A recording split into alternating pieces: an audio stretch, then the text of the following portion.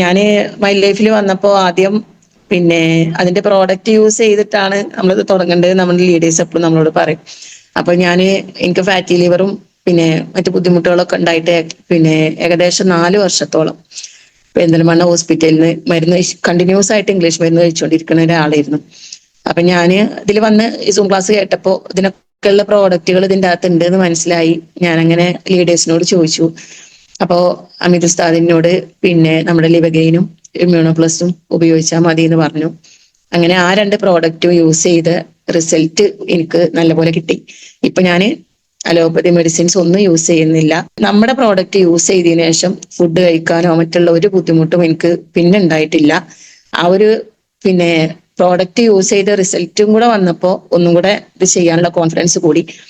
അപ്പൊ ഞാൻ തന്നെ യൂസ് ചെയ്ത റിസൾട്ട് എനിക്ക് പറയാനുള്ളത് കൊണ്ട് ആദ്യമൊക്കെ ഫാമിലിയിലൊക്കെ ഫുള്ള് നെഗറ്റീവ് ആയിരുന്നു പ്രോഡക്റ്റ് യൂസ് ചെയ്യാനൊക്കെ. പിന്നെ നമ്മുടെ ഹെർബൽ പേസ്റ്റ് കൊടുത്ത് സ്റ്റാർട്ട് ചെയ്ത് തുടങ്ങി.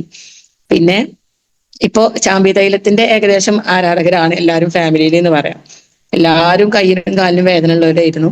ഇംഗ്ലീഷിൽ ഒരു ദിവസം ഒരു പെയിൻ കില്ലറെങ്കിലും കുടിക്കാണ്ട് നടക്കാൻ വയ്യാത്ത ആളുകൾ ഉണ്ടായിരുന്നു ഫാമിലിയിൽ.